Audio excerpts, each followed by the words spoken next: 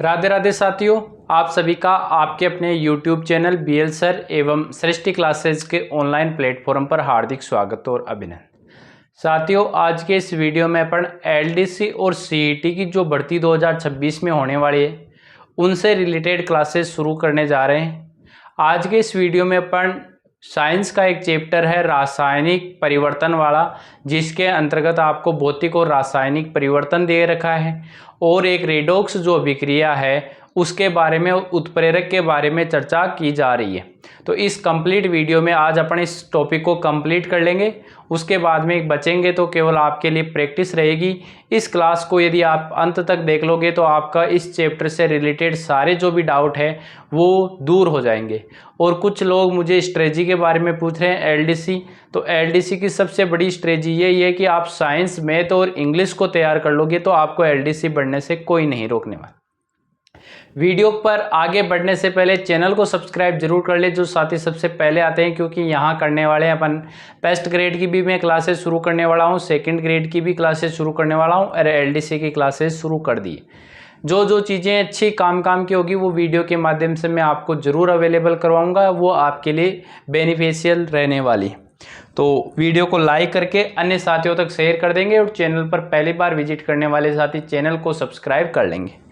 आज के इस क्लास में अपन कौन सा टॉपिक करने वाले हैं, तो वो टॉपिक है भौतिक और रासायनिक परिवर्तन। सुपर रिवीजन क्लास रहने वाली, मैं रिवीजन क्लास ही बोलता हूँ क्योंकि यहाँ पर ज़्यादातर रिवीजन पढ़ा हुआ सबका रहता है, कॉन्सेप्ट क्लियर करेंगे, उसमें ही अभिक्रिया और उत्प्रेरक वाला जो पोर्शन है वो भी यहाँ करने वाले हैं। ज़्यादा टाइम वेस्ट ना करते हुए क्लास को करते हैं शुरू। भौतिक एवं रासायनिक परिवर्तन, सबसे पहले कुछ भूमिका बनाना चाहता हूं मैं कि भौतिक परिवर्तन और रासायनिक परिवर्तन को कैसे कॉन्सेप्ट के रूप में सीखते हैं। तो उसके लिए चलो देखते हैं। हम जानते हैं कि जब जल को गर्म किया जाता है, जल को क्या किया जाता है, गर्म किया जाता है, तो वाष्प में परिवर्तित हो जाता है। तो वह क्या हो जाता है, वाष्प, यानी उसकी भाप बढ़ना शुरू हो जाती है, आप सभी देखते हो ऐसा। और ठंडा करने पर वह बर्फ में बदल जाता है। और यदि आप जल है उसको फ्रीज के अंतर्गत रख के 0 डिग्री टेम्परेचर कर देते हो तो वह क्या हो जाता है, बर्फ के रूप में परिवर्तित हो जाता है। ये जल के रूप में देखते हैं। नौसादार को भी गर्म करने पर वह सीधे वाष्प में बदल जाता है। नौसादार क्या होता है, ठोस होता है, उसको जैसे ही आप गर्म करते हो तो वह सीधा किस में बदल जाता है, वाष्प के अंतर्गत बदल जाता है जी। ठीक है, तो नौसादार ठंडा करने पर पुनः ठोस अवस्था में आ जाता है, जबकि शक्कर को जलाने पर वह काले पदार्थ में परिवर्तित हो जाती है। खाने के सोडे में अम्ल मिलाने पर वह जहाग के साथ कार्बन डाइऑक्साइड गैस यानी CO2 मुक्त करता है। इस प्रकार एक पदार्थ के दूसरे पदार्थ में बदलने या एक अवस्था से दूसरी अवस्थाओं में परिवर्तन के कारण ही नए पदार्थ का क्या होता है, निर्माण होता है। कोई भी नया पदार्थ का जब निर्माण होता है तो एक पदार्थ का दूसरे पदार्थ के रूप में क्या हो जाता है, परिवर्तन हो जाता है। जैसे अपन ने क्या किया, जल को भाप में बदल दिया और जल को बर्फ में बदल लिया। नौसादार का भी अपन ने वाष्प बना दिया और जैसे अपन ने मीठा सोडा है उसको अम्ल में मिलाया तो क्या प्राप्त हो गया, CO2 गैस प्राप्त हो गई। पदार्थों में होने वाले परिवर्तनों को दो भागों में, यानी पदार्थ में कुछ ना कुछ क्या हुआ, परिवर्तन हुआ, तो उस परिवर्तन को अपन दो भागों में क्या कर देते हैं, विभाजित कर देते हैं। या तो परिवर्तन होगा, भाई नया पदार्थ बनाना है तो होगा क्या, कुछ ना कुछ परिवर्तन होगा। तो उस परिवर्तन के आधार पर दो प्रकार का परिवर्तन होता है, एक होता है भौतिक परिवर्तन और दूसरा होता है रासायनिक परिवर्तन। क्लियर है, चीज समझ में आ रही होगी आपको। सबसे पहले अपन देखेंगे भौतिक परिवर्तन, फिजिकल चेंजेस क्या होते हैं, यानी भौतिक परिवर्तन जो फिजिकल चेंजेस है वो क्या होते हैं। जल का अणुसूत्र H2 होता है। जल का अणुसूत्र क्या होता है भाई, H2 होता है, सबको पता है जल का अणुसूत्र H2 होता है। जब यह वाष्प में बदलता है तब भी इसका अणुसूत्र H2 रहता है। जल जब भाप बनता है तो भी अणुसूत्र तो क्या रहता है, H2 ही रहता है, एवं बर्फ में परिवर्तन होने पर भी यह H2 ही रहता है। यानी इसका अणुसूत्र कहोगे, चाहे आप भाप में बोलोगे, चाहे आप जल का बोलोगे, चाहे आप ठोस बर्फ का बोलोगे, तो भी आप इसका अणुसूत्र क्या बोलोगे, H2O ही है। इसी प्रकार नौसादार की ठोस अवस्था एवं वाष्प अवस्था में भी अणुसूत्र क्या रहता है, NH4Cl रहता है। NH1 लिखा हुआ है, ये गलत है, NH4Cl होता है। ये भी सीधा सीधा आपको याद रखना है। नौसादार का रासायनिक सूत्र क्या होता है, ammonium chloride NH4Cl, ammonium chloride NH4Cl। अतः पदार्थों के इस प्रकार के परिवर्तन से उनकी भौतिक अवस्था तो बदल जाती है। भौतिक अवस्था मतलब ठोस हुआ, द्रव हुआ, गैस हुआ, ये तो बदल रही है, किंतु उसके अणु की रासायनिक संरचना एवं गुणों में कोई परिवर्तन नहीं होता है। जैसे अपन क्या करते हैं, बर्फ को करते हैं गर्म तो वह क्या बन जाता है, जल, और जल को यदि गर्म करते हैं तो वो भाप बन जाता है।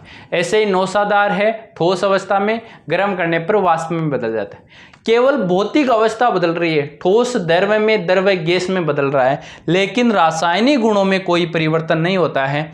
पदार्थों में होने वाला वह परिवर्तन जिसमें उनकी भौतिक अवस्थाओं में परिवर्तन होता है, किंतु पदार्थों के रासायनिक संगठन एवं रासायनिक गुणों में कोई परिवर्तन नहीं होता, इसी को अपन भौतिक परिवर्तन कहते हैं। भौतिक परिवर्तन किसे कहते हैं कि पदार्थ की भौतिक अवस्थाओं में तो परिवर्तन होता है, उसके भौतिक गुण तो बदल जाते हैं, लेकिन उसके रासायनिक गुणों के ऊपर कोई प्रभाव नहीं पड़ता है।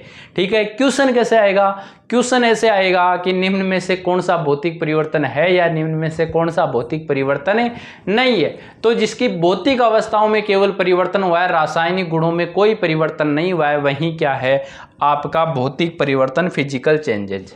इसके उदाहरण कैसे हैं, जैसे सोने का पिघलना, सोने का पिघलना, गुण सोने के रहेंगे, पिघल जाएगा तो भी उसके बाद में नए ढांचे में डाल लेंगे तो नया पदार्थ बन जाएगा। यानी किसी का भी पिघलना दे दे, यहां मैंने सोने का पिघलना लिखा है, चांदी का पिघलना दे दे, चांदी का पिघलना दे दे, या फिर आपको क्या दे दे, बर्फ का पिघलना दे दे, क्या दे दे, बर्फ का पिघलना दे दे, पिघलना, या फिर आपको क्या बोल दे, मोम का पिघलना, क्या बोल दे, मोम का पिघलना, पिघलना कुछ भी कह दें, ये सारे के सारे आपके कौन से रहेंगे, सारे के सारे आपके भौतिक परिवर्तन के उदाहरण रहेंगे। तो पिघलने के लिए आपको चीज समझ में आ गई होगी कि पिघलना किसी का भी दे दे वो कौन सा रहेगा, भौतिक परिवर्तन का उदाहरण रहेगा। कांच का टूटना, कांच का टूटना, अब कांच का टूटना या फिर आपको दे दे कागज का फटना, क्या दे दे, कागज का फटना, या फिर क्या दे दे, लकड़ी का टूटना, लकड़ी का टूटना, या फिर क्या दे दे, सब्जी का काटना, सब्जी को काटना, सब्जी को काटना। ये सारे के सारे किसके उदाहरण रहेंगे, सारे के सारे भौतिक परिवर्तन के उदाहरण रहने वाले हैं। शक्कर का पानी में घुलना, घुलना किसी भी चीज का घुलना दे दे, किसी का भी दे दे, चाहे शक्कर का दे दे या फिर नमक का घुलना दे दे, नमक का घुलना दे दे। ये जो परिवर्तन है ये कौन सा परिवर्तन है, भौतिक। लोहे का चुंबक में बदलना, लोहा है चुंबक में बदलता है, केवल भौतिक परिवर्तन होते हैं। जैसे इनको मूल गुणों को उठा लेंगे वापस उसी अवस्था में आ जाएगा। संघनन की प्रक्रिया कोई भी हो और आसवन की कोई भी प्रक्रिया हो और ऊर्ध्वपातन की कोई भी प्रक्रिया हो, संघनन का मतलब होता है जमना, आसवन का मतलब होता है उबलना, या फिर आसवन का मतलब जो विधि होती है प्रभाजी आसवन गर्म करने पर, और ऊर्ध्वपातन का मतलब सीधा ठोस से द्रव अवस्था में गुजरना। संघनन, आसवन और ऊर्ध्वपातन ये सारे के सारे किसके उदाहरण हैं, ये सारे के सारे भौतिक गुणों के उदाहरण हैं। नेक्स्ट है भौतिक परिवर्तन के गुण, यानी भौतिक जो परिवर्तन होता है उस दौरान वास्तव में होता क्या क्या है, ये उनको कहलाते हैं भौतिक जो परिवर्तन है उसके गुण, कि वास्तव में ये चेंजेज है, इसके दौरान प्रॉपर्टीज क्या क्या प्राप्त होती है, गुण क्या क्या है। भौतिक परिवर्तन में पदार्थ के भौतिक गुण यथा आयतन है, अवस्था है, ताप है, घनत्व है, रंग है आदि में परिवर्तन होता है, आदि में परिवर्तन होता है। यहां से एक चीज आपने देखी होगी कि रंग में परिवर्तन, कटी हुई सेब का रंग परिवर्तन होना रासायनिक परिवर्तन है, लेकिन सामान्यतः रंग का बदलना आपको दे दे कि रंग का बदलना क्या है, तो एनसीईआरटी के अकॉर्डिंग रंग का बदलना है वो कौन सा है? भौतिक परिवर्तन है। रंग का बदलना कौन सा परिवर्तन है? भौतिक परिवर्तन है। कौन सा परिवर्तन है? भौतिक परिवर्तन है। पदार्थ के रासायनिक संगठन तथा रासायनिक गुणों में कोई परिवर्तन नहीं होता। यह परिवर्तन उत्क्रमणीय होता है। यह ध्यान रखना, उत्क्रमणीय का मतलब मूल जो पदार्थ है, मूल पदार्थ है, उससे एक नया पदार्थ बनता है। उससे क्या बनता है? नया पदार्थ। वो नया पदार्थ पुनः कौन सा? उस मूल पदार्थ में आ जाता है। इसी को अपन क्या बोलते हैं? उत्क्रमणीय परिवर्तन कहते हैं। यानी अभिकारक से उत्पाद का बनना और उत्पाद से पुनः अभिकारक का बनना क्या कहलाता है? उत्क्रमणीय परिवर्तन। इसको अपन इधर वाले को बोलते हैं अभिकारक, जो विक्रिया में भाग लेता है। अभिकारक से उत्पाद बन जाता है और उत्पाद से पुनः क्या बन जाता है? अभिकारक। इसको अपन क्या बोलते हैं? उत्क्रमणीय परिवर्तन। तो ये उत्क्रमणीय प्रक्रम, तो ये भौतिक जो परिवर्तन होता है वो उत्क्रमणीयता को दर्शाता है। और ये परिवर्तन अस्थायी होता है। जो मूल कारण आप लगा रहे हो, उस मूल कारण को जैसे ही आप क्या करते हो? हटा लेते हो। मूल कारण को हटाने के बाद में पुनः क्या होता है? जो परिवर्तन होता है वो वैसा का वैसा प्राप्त हो जाता है। यह था आपके सामने भौतिक परिवर्तन। अब अपन देखेंगे रासायनिक परिवर्तन। उसी का अपोजिट है। रासायनिक गुणों में परिवर्तन होता है, भौतिक गुणों में परिवर्तन नहीं होता। पदार्थों में होने वाला वह परिवर्तन जिसमें नया पदार्थ प्राप्त होता है, जो रासायनिक संगठन तथा रासायनिक गुणों में मूल पदार्थ से पूर्णतः भिन्न होता है। यानी जो मूल पदार्थ था उससे पूर्णतः क्या हो जाता है? भिन्न प्राप्त होता है, रासायनिक परिवर्तन कहलाता है। यानी जो आपने मूल पदार्थ अभिक्रिया में भाग लिया था वो अब प्राप्त नहीं हो सकता, एक नया ही पदार्थ का निर्माण हो गया है। जैसे कोयले का जलना। अब कोयले का नहीं, किसी भी चीज का जलना बोल दे, चाहे मोमबत्ती का जलना बोल दे, चाहे कागज का जलना बोल दे, ये सारे के सारे किसके उदाहरण हो जाएंगे? रासायनिक परिवर्तन के उदाहरण हो जाएंगे आपके। ठीक है। लोहे पर जंग का लगना बिल्कुल इंपॉर्टेंट है। दूध से दही बनना, अवक्षेपण की प्रक्रिया, दहन का मतलब किसी भी चीज का जलना होता है, किण्वन का आदि जो प्रक्रियाएं हैं, किण्वन है, दूध का पाश्चुरीकरण का सिद्धांत है, ये सारे के सारे क्या है? रासायनिक परिवर्तन है। चांदी का बदरंग होना, चांदी का बदरंग होना, कटी हुई सेब का भूरा होना, कटी हुई सेब का भूरा होना, कटी हुई सेब का भूरा होना, ये भी कौन सा परिवर्तन? रासायनिक। सब्जियों का पकना, सब्जियों का पकना, सब्जियों का पकना, फलों का पकना, फलों का पकना, सब्जी का सड़ना, सब्जी का सड़ना, सब्जी का सड़ना, ये सारे के सारे कौन सा परिवर्तन है? सारे के सारे रासायनिक परिवर्तन है। यानी उनसे वापस मूल पदार्थ अपन प्राप्त नहीं कर सकते। सब्जी का उबलना भी कैसा है? रासायनिक परिवर्तन का उदाहरण। खाने का सोडा अम्ल से क्रिया कर नए पदार्थ CO2 लवण तथा जल बनाता है, जो गुणों में पूर्णतः भिन्न होते हैं। अब लवण की CO2 से क्रिया करने पर पुनः खाने का सोडा अथवा अम्ल प्राप्त नहीं किया जा सकता। पदार्थों में होने वाले ऐसे परिवर्तन को अपन क्या नाम देते हैं? रासायनिक परिवर्तन कहते हैं। चीज समझ में आ गई होगी। जैसे NaHCO3, NaHCO3 सोडियम बाइकार्बोनेट, ठीक है, प्लस HCl अम्ल है, हाइड्रोक्लोरिक अम्ल की विक्रिया कराने से अपने पास में NaCl सोडियम क्लोराइड प्लस में H2O जल प्राप्त होता है और CO2 गैस प्राप्त होती है। तो इनको वापस कराने से NaHCO3 प्राप्त नहीं हो सकता, यहाँ CO2 है। ठीक है। तो ये एक इंपॉर्टेंट क्वेश्चन और बन गया यहाँ कि सोडियम बाइकार्बोनेट की विक्रिया किसी अम्ल से करवाने पर कौन सी गैस मुक्त होती है? तो CO2 गैस मुक्त होती है। रासायनिक परिवर्तन के गुण यानी प्रॉपर्टीज क्या क्या होती है? रासायनिक परिवर्तन से जो नए पदार्थ बनते हैं वे मूल पदार्थ से रासायनिक गुणों तथा संगठन में भिन्न होते हैं। रासायनिक परिवर्तन से जो भी नए पदार्थ होते हैं वो अपने मूल जो पदार्थ है उससे क्या होते हैं विद्यार्थियों? पूर्णतः वो भिन्न होते हैं। यह परिवर्तन अनुत्क्रमणीय होता है। जो दोनों साइड में चल रहा था ना, मैंने कहा था अभिकारक से, मैंने क्या कहा था? अभिकारक से। किससे? अभिकारक से उत्पाद तो प्राप्त हो जाता है, अभिकारक से उत्पाद तो प्राप्त हो जाता है, लेकिन इस उत्पाद से पुनः अभिकारक प्राप्त नहीं होता, इसलिए ये अनुत्क्रमणीय परिवर्तन होता है, एक दिशीय इसे के बोल सकते हैं। यह परिवर्तन स्थायी होता है, एक बार परिवर्तन हो गया तो पुनः इसको अपन मूल पदार्थ प्राप्त नहीं कर सकते, इसलिए ये परिवर्तन कैसा है, स्थायी परिवर्तन। स्थायी परिवर्तन का तात्पर्य यही हो गया कि वापस मूल पदार्थ अपन प्राप्त नहीं कर सकते। इस परिवर्तन में पदार्थों के भौतिक व रासायनिक गुण बदल जाते हैं। कौन से गुण बदल जाते हैं, भौतिक और रासायनिक गुण भी क्या हो जाते हैं, इस परिवर्तन में बदल जाते हैं। अब ये तो भौतिक और रासायनिक परिवर्तन वाला पोर्शन था, वो कंप्लीट हो गया।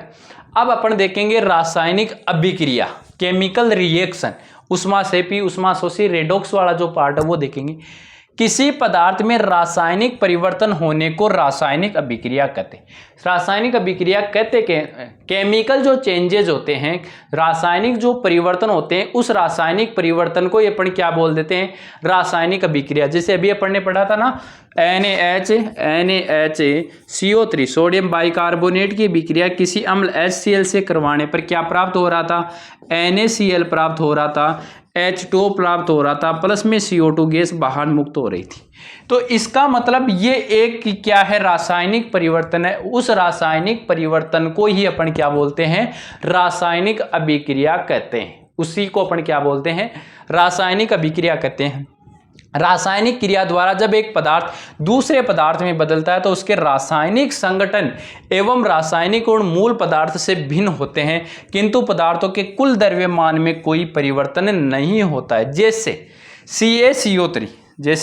CaCO3 कैल्शियम कार्बोनेट को अपन करते हैं गर्म, तो ये CaO कैल्शियम ऑक्साइड प्लस में CO2 गैस निर्मुक्त करता है। CaCO3 का मोलर द्रव्यमान यदि अपन निकालेंगे तो ये आएगा 100, और यदि इसका भी निकालोगे तो CO2 का तो कितना हो जाता है, 44 हो जाता है, और CaO का कितना हो जाएगा, ये हो जाएगा 56। तो ये 100 ग्राम है, ये भी कितने ग्राम हो गए, 100 ग्राम ही प्राप्त हो गया। यानी इसका जो कोई भी द्रव्यमान है उसमें किसी भी प्रकार का परिवर्तन नहीं होता है, केवल और केवल क्या होता है, इसके रासायनिक जो गुण है वो बदल जाते हैं। CaCO3 वाली अभिक्रिया भी रखना, इसको बोलते हैं कैल्शियम कार्बोनेट। CaCO3 नीचे है और ये Ca और ये CO2 है। ये यहाँ 7 टाइपिस्ट ने बराबर कर दिए, तो मैं इनको छोटा कर रहा हूँ। कैल्शियम कार्बोनेट को गर्म करने से बने कैल्शियम ऑक्साइड व CO2 के गुण कैल्शियम कार्बोनेट से सर्वथा भिन्न है। यानी यहां से क्या क्या प्राप्त हुआ अपने को, एक तो कैल्शियम ऑक्साइड प्राप्त हुआ CaO, जिसे अपन क्या कहते हैं, बिना बुझा हुआ चूना बोलते हैं, और CO2 कार्बन डाइऑक्साइड के दोनों के गुण कैल्शियम कार्बोनेट CaCO3 से बिल्कुल क्या है, भिन्न है, लेकिन इनका मोलर द्रव्यमान इसका 100 ग्राम है, इन दोनों का भी कितना है, 100 ग्राम में ही रहता है। अब है विभिन्न प्रकार की अभिक्रियाएं, जिसमें सबसे पहली एक अभिक्रिया है संयोजन अभिक्रिया, एडिशनल रिएक्शन। यानी वह अभिक्रिया जिसमें 2 या 2 से अधिक अभिकारक आपस में संयोग करके एकल उत्पाद का निर्माण कर देते हैं। वह रासायनिक अभिक्रिया जिसमें 2 या 2 से अधिक अभिकारक या क्रियाकारक आपस में क्रिया करके एक एकल उत्पाद बना देते हैं, उसको बोलते हैं अपन कौन सी अभिक्रिया, उसको कहते हैं अपन संयोजन अभिक्रिया कहते हैं। क्या कहते हैं, संयोजन अभिक्रिया कहते हैं। 2 या 2 से अधिक पदार्थों, तत्वों या यौगिक के संयोग से एक पदार्थ का बनना संयोजन अभिक्रिया कहलाता है। जैसे Mg+O2 मैग्नीशियम की अभिक्रिया ऑक्सीजन से करवाते हैं तो मैग्नीशियम ऑक्साइड प्राप्त होता है। तो इसका मतलब यहाँ 1 और ये 2 है, इनको बोलते हैं अभिकारक। जो पदार्थ अभिक्रिया में भाग लेते हैं इनको बोलते हैं अभिकारक। तो Mg और O2 यहाँ अभिकारक है। 2 अभिकारक मिलकर एक सिंगल क्या बना रहे हैं, उत्पाद बना रहे हैं, एकल उत्पाद का निर्माण करते हैं। इसी अभिक्रिया को अपन क्या नाम देते हैं, इसी को नाम देते हैं संयोजन अभिक्रिया। संयोजन के बाद में नेक्स्ट अभिक्रिया है आपकी अपघटनीय अभिक्रिया, यानी डीकंपोजिशन रिएक्शन, जिसको आप वियोजन अभिक्रिया के रूप में भी पढ़ के आए होंगे।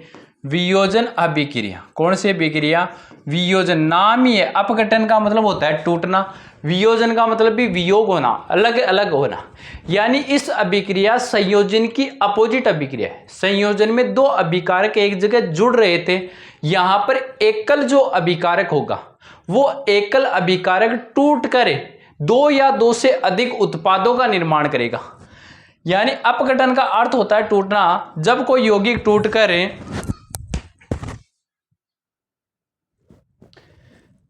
टूट कर दो या दो से अधिक सरल पदार्थों का निर्माण करता है। ये गलत लिखा हुआ है, हाँ सॉरी, दो या दो से अधिक सरल पदार्थों या उत्पादों का क्या करता है, निर्माण करता है। तो इस अभिक्रिया को अपघटनीय अभिक्रिया है। सर कैसे? जैसे CaCO3 सिंगल उत्पाद है, इसको अपन जैसे ही गर्म करते हैं ना तो ये CaO प्लस में CO2 अभिक्रिया करता है। इसका मतलब यहाँ सिंगल एकल उत्पाद था, अभिकारक था। एकल अभिकारक कौन सा था? एकल अभिकारक। ये किस में परिवर्तित हो गया? दो उत्पादों में। इसके उत्पाद कितने प्राप्त हो गए? दो उत्पाद। इसका मतलब इसका क्या हुआ? वियोग हुआ, वियोजन हुआ, अपघटन हुआ। इसमें भी एनसीईआरटी में 3 अपघटन बता रखे हैं। ताप का अपघटन है, विद्युत का अपघटन है, ठीक है। तो ताप अपघटन का मतलब जब किसी पदार्थ को गर्म किया जाता है तो वह उसमें अवशोषित कर अपघटित हो जाता है। इस क्रिया को तो बोलते हैं तापीय अपघटन। जैसे KNO3 को अपन तोड़ेंगे, यहां पर ये भी गलत लिखा हुआ है। KNO3 potassium nitrate, KNO3 potassium nitrate को जब अपन ताप का मतलब गर्म करेंगे, तापन करेंगे, ये KNO2 में, KNO2 पोटेशियम नाइट्रेट में प्लस ऑक्सीजन गैस O2। इसका मतलब यहां ये कौन सा अपघटन हुआ है? तापीय अपघटन हुआ है। इसको बोलेंगे यहां ताप के कारण अभिक्रिया में टूट आई है। अगला है विद्युत अपघटन। यानी विद्युत के कारण जब किसी पदार्थ को गलित या द्रव अवस्था में विद्युत धारा प्रवाहित की जाती है तो वह सरल अणुओं में टूट जाता है। इस अभिक्रिया को विद्युत अपघटनीय कहते हैं। यानी विद्युत धारा प्रवाहित करे और फिर वह टूट जाए तो इसको क्या बोलते हैं? विद्युतीय अपघटन बोलते हैं। जैसे H2 है, कौन है? H2 है आपका। इस H2O को विद्युत धारा का अपघटन करने पर ये H2 प्लस में क्या बन जाता है? O2 प्राप्त हो जाता है। यही लिखा हुआ है, ऑक्सीजन गैस निर्मुक्त हो जाती है। और तीसरा है प्रकाश के द्वारा अपघटन। किसके द्वारा? प्रकाश के द्वारा अपघटन वह रासायनिक अभिक्रिया जिसमें एक यौगिक प्रकाश विकिरणों को अवशोषित करके सरल अणुओं में अपघटित हो जाता है। इसको बोलते हैं प्रकाशीय अपघटन। जैसे ओजोन है, O3 है, ये किस में टूट जाती है? O2 के अंतर टूट जाती है। यहां पर क्या लिखेंगे? प्रकाश लिखेंगे। तो इसका मतलब ये कौन सा अपघटन हो गया? तो ये हो गया आपका प्रकाशीय अपघटन। तो ताप अपघटन देख लिया, विद्युत अपघटन देख लिया, प्रकाश अपघटन, ये 3 प्रकार के टाइप है। उसके बाद में है विस्थापन अभिक्रिया, डिस्प्लेसमेंट रिएक्शन। नाम में पता चल रहा है विस्थापन। विस्थापन का मतलब होता है किसी को विस्थापित करना, हटा देना। यानी कोई अधिक क्रियाशील पदार्थ कम क्रियाशील पदार्थ को उसके स्थान से हटा देता है। इसी को बोलते हैं विस्थापन अभिक्रिया। बहुत इंपॉर्टेंट अभिक्रिया ये, ठीक है। किसी यौगिक में उपस्थित परमाणु अथवा समूह के स्थान पर किसी दूसरे परमाणु या समूह का आना विस्थापन कहलाता है तथा इस क्रिया को विस्थापन अभिक्रिया कहते हैं। जैसे एक अभिक्रिया है CuSO4, कौन है? कॉपर सल्फेट में यदि अपन Zn के कुछ डाल देते हैं तो ये Zn अधिक अभिक्रियाशील होने के कारण इस कॉपर को हटा देगा और क्या बना लेगा? ZnSO4। जिंक सल्फेट प्लस में कौन चला जाएगा? Cu। बहुत इंपॉर्टेंट एक अभिक्रिया भी है। इसी प्रकार से कॉपर सल्फेट के विलयन में अपन Fe को डाल देते हैं तो प्राप्त हो जाता है FeSO4 प्लस के अंदर यहाँ पर भी कौन चला जाता है? Cu चला जाता है। ये दोनों इंपॉर्टेंट अभिक्रिया है और ये अधिक अभिक्रियाशील पदार्थ ही उसको छोटे को हटा जाता है। यहाँ पर CuO की अभिक्रिया AgNO3 सिल्वर नाइट्रेट के CuO की अभिक्रिया AgNO3 से करवा है। यहाँ पर भी Ag अधिक क्रियाशील है Cu से, तो क्या प्राप्त हो जाएगा? Ag से Ag कम है, Cu ज्यादा है, तो CuNO3 का होल ट्वाइस है और प्लस में Ag2O बन जाएगा, Ag2। ठीक है, इंपॉर्टेंट ये वाली अभिक्रिया है CuSO4 प्लस Zn की अभिक्रिया। सर ये हमें कैसे पता चलेगा कौन किसको हटा देगा? तो देखो कोहली नहीं कप्तान मांगे आलू zinc ferrous hydrogen PB lead. Kohli नहीं कप्तान मांगे आलू zinc ferrous hydrogen PB copper, उसके बाद में Hg और ये Au। ये सबसे ये अभिक्रियाशीलता का घटताक्रम है, यानी यदि अपनी अभिक्रिया Fe के नीचे Cu है और Fe से ऊपर Zn है तो ये अधिक क्रियाशील है, तो इस Cu को उठा दिया था, और Cu से कम Hg है तो इस Ag को Cu ने उठा दिया था। तो अधिक ऊपर आने वाले लोग नीचे वाले को विस्थापित कर देते हैं। नेक्स्ट अभिक्रिया द्विविस्थापन। वहां तो विस्थापन हो रहा था सिंगल, और यहां कितना होगा, द्विविस्थापन होगा। यहां कितना विस्थापन होगा, यानी आयनों का आदान प्रदान हो जाएगा, एक के आयन दूसरे के आयन से जुड़ जाएंगे। रासायनिक परिवर्तन में दो अभिकारकों के मूलकों में परस्पर विनिमय से दो नए यौगिकों का निर्माण होता है, इसको द्विविस्थापन। बेरियम क्लोराइड सबसे इंपॉर्टेंट अभिक्रिया ये है, बेरियम क्लोराइड BaCl2 की अभिक्रिया Na2SO4 सोडियम सल्फेट से करवा दे तो बेरियम सल्फेट प्राप्त हो जाता है, BaSO4 प्लस में NaCl चला जाता है। यहां देखो आयनों का आदान प्रदान है, Ba यहां से हटके कहां चला गया, SO4 के पास में, Na किसके पास में आ गया, क्लोरीन। तो जिस अभिक्रिया के अंतर्गत आयनों का आदान प्रदान होता है, जहां पर दो आयन आपस में आदान प्रदान कर लेते हैं, उसको बोलते हैं द्विविस्थापन। ऐसे HgNO3 सिल्वर नाइट्रेट कौन है, इसको मिटा देता हूं हल्का सा, सॉरी, ये तो समझ ही गए होंगे। फिर HgNO3 वाली अभिक्रिया भी समझा देता हूं।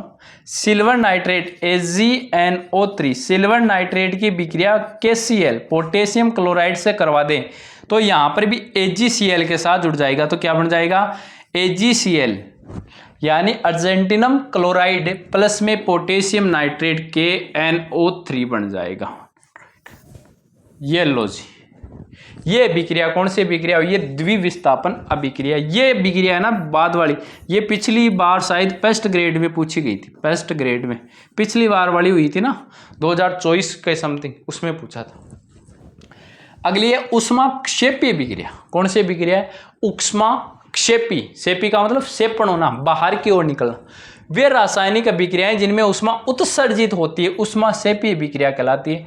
जैसे NaOH की अभिक्रिया HCl से करवा दे तो NaCl प्लस H2 और प्लस में ऊष्मा बाहर की ओर निकल जाती है। N2 की अभिक्रिया H2 से करवा दे, N2 की अभिक्रिया H2 से करा दे तो NH3 अमोनियम बन जाता है, अमोनिया बन जाता है, और इसमें 93.33 किलो जूल ऊष्मा बाहर की ओर निकलती है। SO2 की अभिक्रिया O2 से करवा दे, SO2 की अभिक्रिया ऑक्सीजन से करवा दे तो क्या प्राप्त हो जाती है, SO3 प्लस में कुछ ऊष्मा बाहर की ओर निकलती है, तो उसको बोलते हैं ऊष्माक्षेपी। और ऊष्माशोषी, शोषी का मतलब होता है शोषण करना, यानी जिस अभिक्रिया को संपादित होने के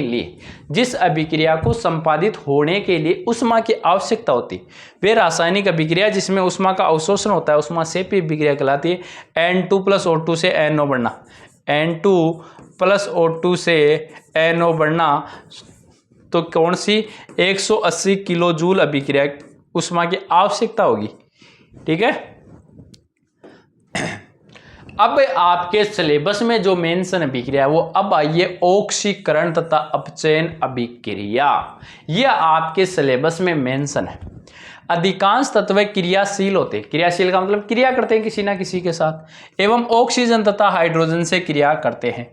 प्रारंभ में ऑक्सीजन व हाइड्रोजन से संयोग करने के आधार पर रासायनिक अभिक्रियाओं को ऑक्सीकरण व अपचयन कहा गया। बाद में ऑक्सीजन O2 एवं H2 के अतिरिक्त अन्य तत्वों के जुड़ने या हटने के आधार पर भी इन परिभाषाओं में क्या हुआ, विस्तार गया। देखो प्रारंभ में तो क्या कहा कि ऑक्सीकरण अभिक्रिया तो वह होगी, ऑक्सीकरण अभिक्रिया तो वह होगी जिस अभिक्रिया में ऑक्सीजन का योग होगा, ठीक है। और अपचयन, इसको ऑक्सीकरण को उपचयन भी बोलते हैं, उपचयन। और अपचयन अभिक्रिया वह होगी जिसमें से ऑक्सीजन का क्या होगा, बाहर की ओर निष्कासन होगा। यहाँ हाइड्रोजन का निष्कासन होगा और यहाँ हाइड्रोजन का जुड़ेगा। ये दो ही बात बोली पहली अभिक्रिया के अनुसार, लेकिन धीरे धीरे इसके अनुसार विस्तार हुआ। इसमें ऋणायन तत्वों का जुड़ना, धनायनी तत्वों का निकलना, इस प्रकार की अभिक्रियाएं और इसमें परिवर्तित की। ऑक्सीकरण अभिक्रिया क्या होती है, वह रासायनिक अभिक्रिया जिसमें किसी पदार्थ का ऑक्सीजन के साथ में संयोग होता है, वो सारी की सारी ऑक्सीकरण अभिक्रिया है। ऑक्सीकरण का अन्य नाम में दे देता हूं उपचयन अभिक्रिया। जैसे C+O2 दोनों से क्या बन गई, CO2। Mg+O2 ऑक्सीजन का जहां पर भी योग होगा ना, वो अभिक्रिया तो बहुत आसान है, वो अभिक्रिया तो कौन सी हो जाएगी, ऑक्सीकरण अभिक्रिया हो जाएगी। या फिर वह रासायनिक अभिक्रिया जिसमें किसी पदार्थ का ऋण विद्युतीय तत्व से संयोग हो रहा है। कौन से तत्व से, ऋण विद्युतीय तत्व। ऋण विद्युतीय तत्व का मतलब जिसके ऊपर माइनस का साइन होता है, जैसे क्लोरीन माइनस होता है, तो क्लोरीन का किसी से संयोग हो रहा है ऋण विद्युतीय। जैसे ऑक्सीजन भी एक ऋण विद्युतीय तत्व ही होता है, ऑक्सीजन भी क्या होता है, ऋण विद्युतीय तत्व ही होता है। तो इसका योग हो रहा है, तो किसी भी ऋण विद्युतीय तत्व का योग होना कौन सी अभिक्रिया कहलाता है, ऑक्सीकरण। बहुत आसान भाषा में समझा रहा हूं। ऑक्सीजन खुद भी ऋण विद्युतीय है, तो कोई भी ऋण विद्युतीय तत्व यदि संयोग करता है वह अभिक्रिया ऑक्सीकरण अभिक्रिया कहलाती है। जैसे FeCl2, Fe प्लस में Cl2 क्या बनेगा, FeCl2। यहां से SnCl2, SnCl2 की अभिक्रिया Cl2 से करवाने पर SnCl4 बन जाएगा। यानी Cl क्लोरीन भी एक ऋण विद्युतीय तत्व का जुड़ना भी ऑक्सीकरण अभिक्रिया ही कहलाता है। इन क्रियाओं में Fe तथा SnCl2 से ऋण विद्युतीय तत्व क्लोरीन में वृद्धि हो रही है, जिसमें FeCl2 और SnCl4 बन रहे। वह रासायनिक अभिक्रिया जिसमें किसी पदार्थ में हाइड्रोजन की कमी होती है, यानी हाइड्रोजन बाहर की ओर निकल जाता है। पहले ही बता दिया था, ऑक्सीजन का जुड़ना, हाइड्रोजन का निकलना। ऑक्सीजन का जुड़ना, हाइड्रोजन का निकलना कौन सी अभिक्रिया है, तो आप कहोगे ऑक्सीकरण। तो H2S में से H2S ये क्या है, H2 अलग हो गया और ये S बन गया, तो ये कौन सी अभिक्रिया हो गई, ऑक्सीकरण। CH3CH2OH, CH3CH2OH में से H2 बाहर निकल जाएगा, तो ये एथिल एल्कोहल से क्या बन गया, एसिटाल्डिहाइड बन गया। CH3CHO एल्डिहाइड बन गया, एसिटाल्डिहाइड। एथिल एल्कोहल में 6 हाइड्रोजन परमाणु, वहीं से बने एसिटाल्डिहाइड में 4 हाइड्रोजन परमाणु आते हैं। इससे 2 हाइड्रोजन परमाणु की कमी हुई, इसलिए यह अभिक्रिया कौन सी अभिक्रिया है, ऑक्सीकरण। ऑक्सीकरण अभिक्रिया ऑक्सीजन का योग गुणा, हाइड्रोजन का निकलना, ऋण विद्युतीय तत्व का जुड़ना, और उसके बाद में वह रासायनिक अभिक्रिया जिसमें यदि धन विद्युतीय तत्व की कमी होती है, क्योंकि हाइड्रोजन क्या होता है, एक धन विद्युतीय तत्व होता है। तो हाइड्रोजन के अलावा भी तो क्या है, धन विद्युतीय तत्व का निष्कासन हो सकता है। तो यहाँ पर Ki+Cl2 से KCl एक I2 बाहर की ओर निकल गया, तो ये I2 धन विद्युतीय तत्व होने के कारण ये क्या हो गई, ऑक्सीकरण हो गई। ऑक्सीकरण वह रासायनिक अभिक्रिया जिसमें पदार्थ में ऑक्सीजन या ऋण विद्युतीय तत्व से संयोग करता है, अथवा हाइड्रोजन अथवा धन विद्युतीय तत्व का क्या होता है, योग होता है। बहुत इंपॉर्टेंट डेफिनेशन यही है जो आपकी परीक्षा में काम में आने वाली है। सर शॉर्ट में समझाओ हमें कौन सी अभिक्रिया ऑक्सीकरण कहलाती है। एक को याद करना, दूसरी उसकी अपोजिट होती है, ऑक्सीकरण अभिक्रिया। नाम से ही पता है, ऑक्सीजन करण का मतलब ऑक्सीजन का योग, ऑक्सीजन का योग, ऑक्सीजन का जुड़ना, ऑक्सीजन का जुड़ना। जब ऑक्सीजन जुड़ेगी तो आप क्या लिखोगे, हाइड्रोजन का निकलना, हाइड्रोजन का निकलना, निकलना। अब ये ऑक्सीजन एक ऋण विद्युतीय तत्व है, तो ऋण विद्युतीय तत्व का जुड़ना, ऋण विद्युतीय तत्व का जुड़ना, ऋण विद्युतीय तत्व का जुड़ना, और या फिर ये एक पॉजिटिव आयन है H हाइड्रोजन, तो धन विद्युतीय तत्व का निकलना, धन विद्युतीय तत्व का निष्कासन, कौन सा है, ऑक्सीकरण।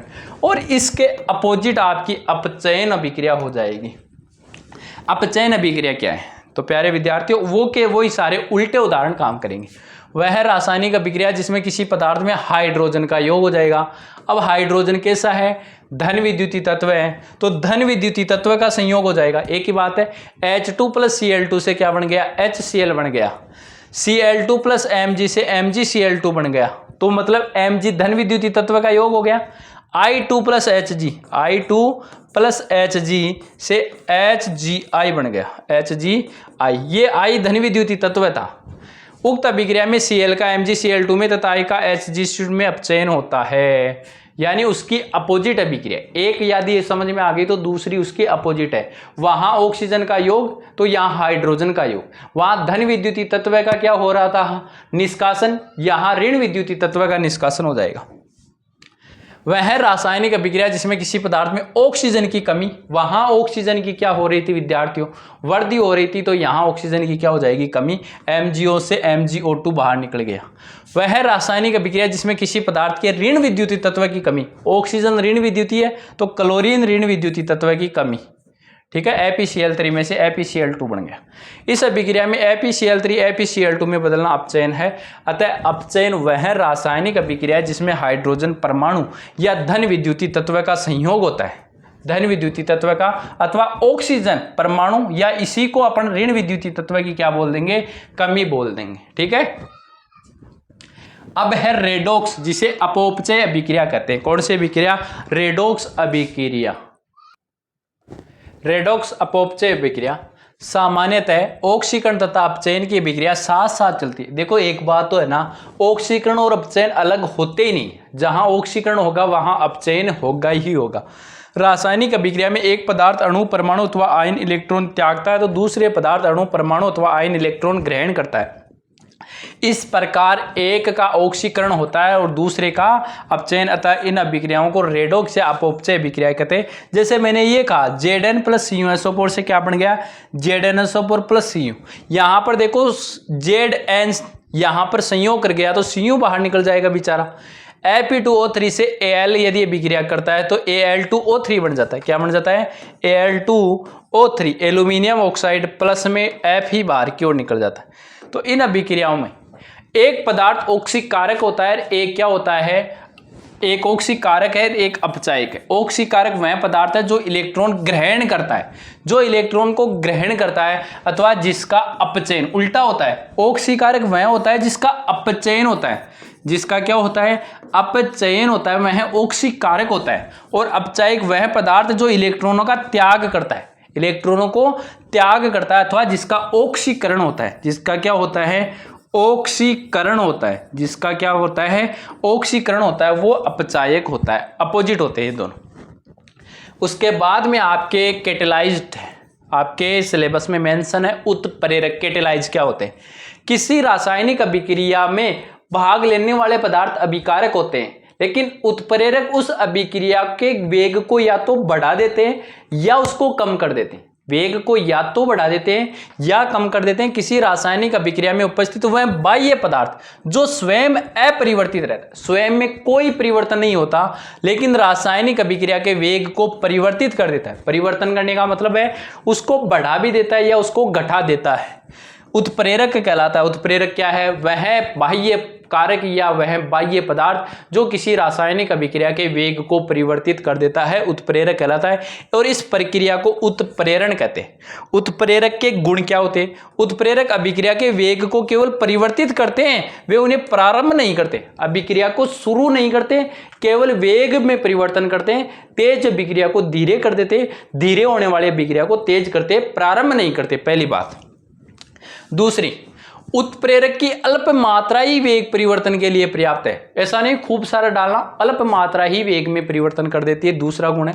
तीसरा है, उत्प्रेरक अभिक्रिया के वेग को परिवर्तित करते हैं किंतु उनके स्वयं के द्रव्यमान या रासायनिक संगठन में कोई परिवर्तन नहीं होता, यानी खुद तो अपरिवर्तित रहते हैं।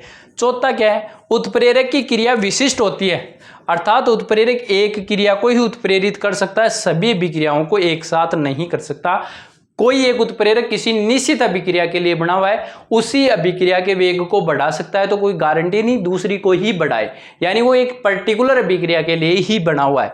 पांचवा क्या है, उत्प्रेरक उत्क्रमणीय अभिक्रिया में अग्र तथा प्रतीप अभिक्रिया में वेग को समान रूप से प्रभावित करता है, यानी जो अभिक्रिया दोनों ओर संपादित होती है तो दोनों को समान रूप से, अतः साम्य शीघ्र स्थापित हो जाता है किंतु साम्य अवस्था प्रभावित नहीं होती है।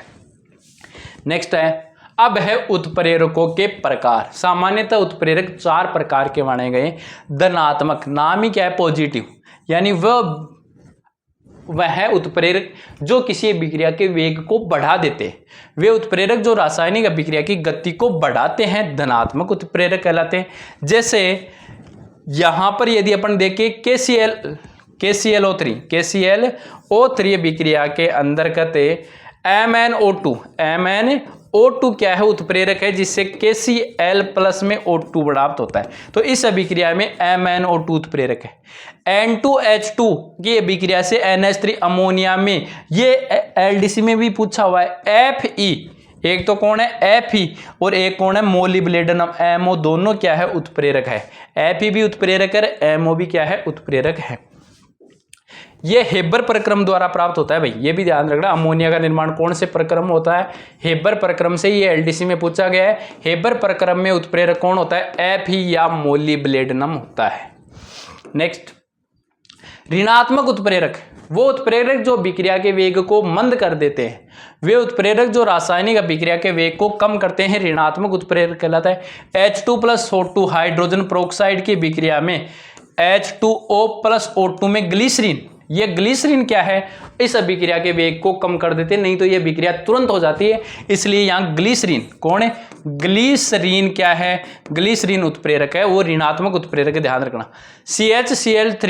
CHCl3 क्लोरोफॉर्म प्लस ऑक्सीजन की अभिक्रिया से COCl2 प्लस HCl में C2H5OH एल्कोहल है, एथिल एल्कोहल, वो क्या है ऋणात्मक उत्प्रेरक है।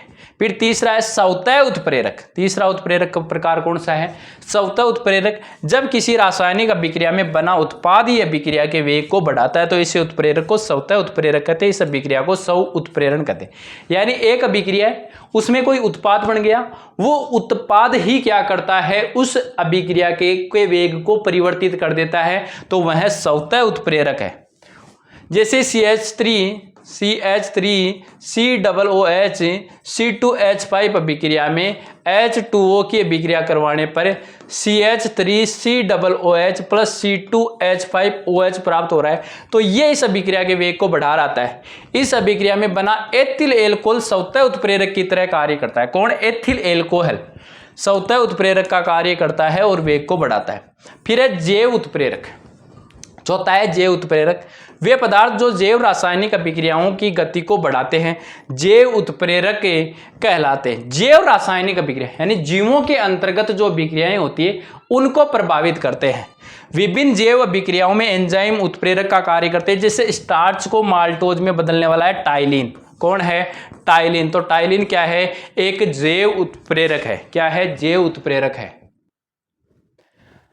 यहां पर ग्लूकोज का एल्कोहल में बदलता है तो जाइमेज है ना, ये जैव उत्प्रेरक है। दोनों ध्यान रखना, स्टार्च को माल्टोज में टाइलिन और ग्लूकोज को एल्कोहल में जाइमेज बदलता है। नेक्स्ट है उत्प्रेरक वर्धक और उत्प्रेरक विष। ये देखो उत्प्रेरक की क्रिया को क्या करते हैं, उत्प्रेरक चार ही प्रकार के, लेकिन उत्प्रेरक है उसकी क्रिया को बढ़ाते, उत्प्रेरक को, वो है उत्प्रेरक वर्धक, और जो उत्प्रेरक की क्रिया को कम करते हैं वो उत्प्रेरक विष। वे पदार्थ जो उत्प्रेरक की क्रियाशीलता में वृद्धि करते हैं उत्प्रेरक वर्धक कहलाते हैं। जैसे C2+H2 से CH3OH बन गया, ये CH3 नीचे है।